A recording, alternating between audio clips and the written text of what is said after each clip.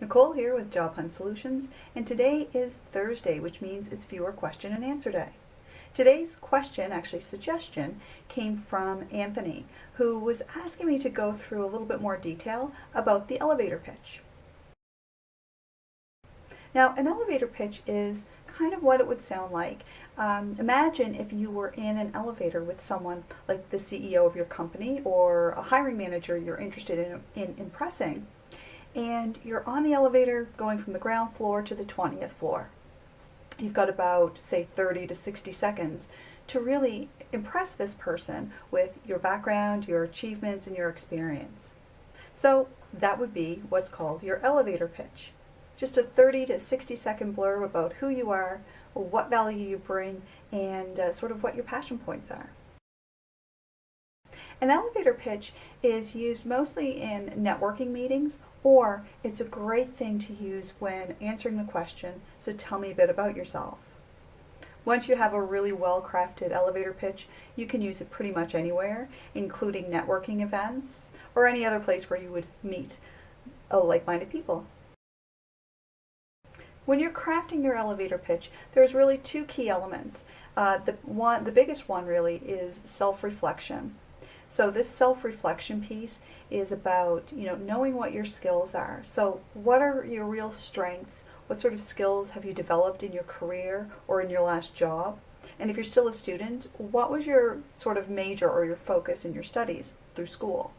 The second part of the self-reflection would be in your accomplishments. So what awards and recognitions have you received? Or when it comes to positive feedback, where have you heard the most positive feedback about the work that you do? And the third part of your self-reflection should be, what are your goals? So if you're able to articulate those goals really concisely, that will sort of pull it all together for people. So your goals would include not just what you want to do, but who you want to do this for, and how are your goals going to help those people. Now the second element, of course, I said the first part was this self-reflection. The second part is doing company research.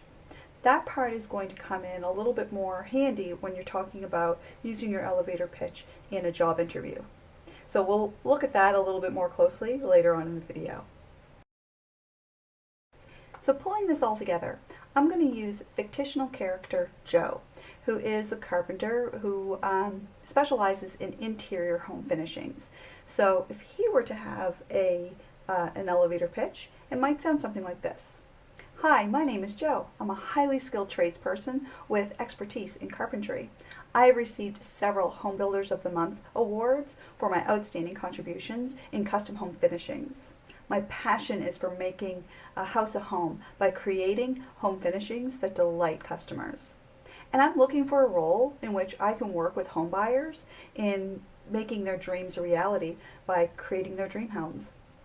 And that's really it. We can see here how Joe would have used his skills in carpentry and as a skilled tradesman. He also mentions about the awards that he's won, and then what his goals are and how his goals will impact others. Now this version of the elevator pitch would be perfect for any sort of a networking event, or if he actually happened to be stuck in an elevator with the CEO of a company. But we need to tweak this ever so slightly for the job interview. So we'll look at that next. So in the job interview, we're going to basically use the same elevator pitch that Joe has already used, but the only thing we want to add to the end is what's called a call to action. In this call to action, what we're going to be able to do is to match what is sort of a pain point within the organization or a problem they're trying to solve with the skills and abilities that we have to be able to fulfill their goals, the company goals. So this is where our research on the organization is going to come into play. You could easily do a Google News search on the organization to see if there's any developments within that company. So things like if there's a joint venture that's coming up, if they're expanding the business, if there's any other sort of investment that the company is making, you can sort of pepper that into your elevator pitch. So, using Joe as an example, his call to action might sound something like this. I understand your company is investing in custom-built homes for 3 areas in the city. I believe my talents in carpentry and passion for delighting customers with my personalized designs would benefit your organization. So that's where this call to action would be sort of added in to the last bit of your elevator pitch. Thank you so much, Anthony, for a great question. I know that the elevator pitch can be something that's quite challenging for a lot of people to sort of craft because of the amount of self-reflection you have to do, but it is important. The only person who knows about all of the great things that you do is you. So if you want the organization to know about this, then you're going to have to dig deep to bring that out and to really highlight those skills.